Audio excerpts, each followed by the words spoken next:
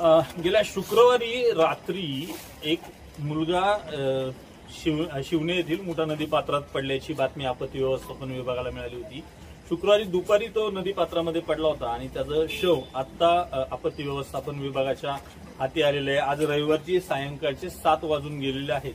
आपत्ती व्यवस्थापन विभागाचे भोसले सर आपल्यासोबत आहेत। काय सांगाल सर, एकूणच कशा पद्धतीने तुम्ही हे शोध कार्य राबवलं? काय शुक्रवारी दुपारी माऊली रामू चव्हाण हा मुलगा पाण्यामध्ये पडल्यानंतर पाण्याच्या प्रवाहात वाहून गेला अशी माहिती संध्याकाळी उशिरा आम्हाला उत्तमनगर पोलीस स्टेशनचे सिनियर पीआय मोहन खांदरे साहेबांनी दिली।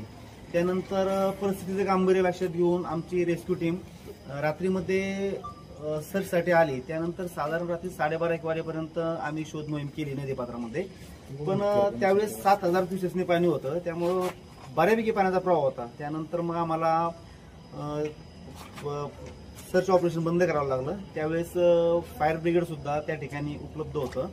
मग आम्ही दुसऱ्या दिवशी शनिवारी 2 तारखेला सर्च ऑपरेशन करण्याचं ठरवलं। तर 2 तारखेला सकाळी आम्ही साधारण 9:30-10च्या दरम्यान ऑपरेशन चालू केलं। सर्च मोहीम संयुक्तपणे आम्ही शोध मोहीम चालू केली, पण शोध मोहीम चालू केल्यानंतर सुद्धा आमच्या हाताला काही लागलं नाही।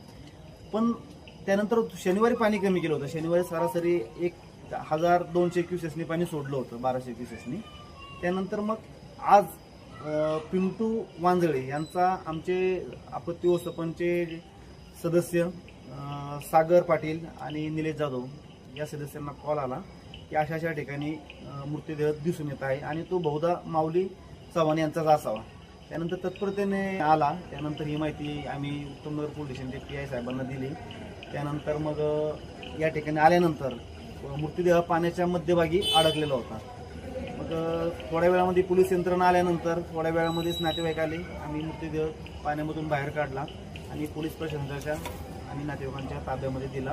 तर पुढील शेवविचारण्यासाठी मृतदेह ससूनला पाठवण्यात आलेला आहे। घटनास्थळापासून साधारण किती अंतरावर हा मृतदेह तुम्हाला मिळून आला आणि कशा अवस्थेत होता, नेमकं लोकेशन कुठं होतं? घटनास्थळापासून सरासरी किमान 2.25 किलोमीटर अंतरावरती मृतदेह खाली गेला होता आणि सरगम बिल्डिंग जी आहे, नांदेड सिटी सरगम बिल्डिंग, तर त्या बिल्डिंगच्या जवळपास असणारा तो मृतदेह होता। म्हणजे लोकेशन जर म्हणलं तर जवळपास, आणि पुरेपूर खडकाच्या मध्यभागी मृतदेह अडकल्यामुळं हा लवकर लक्षात आला।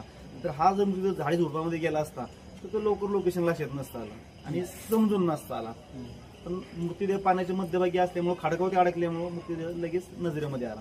एकूणच आपत्ती व्यवस्थापन विभागाने हा जो 2 दिवस अविरतपणे साधारणपणे सलग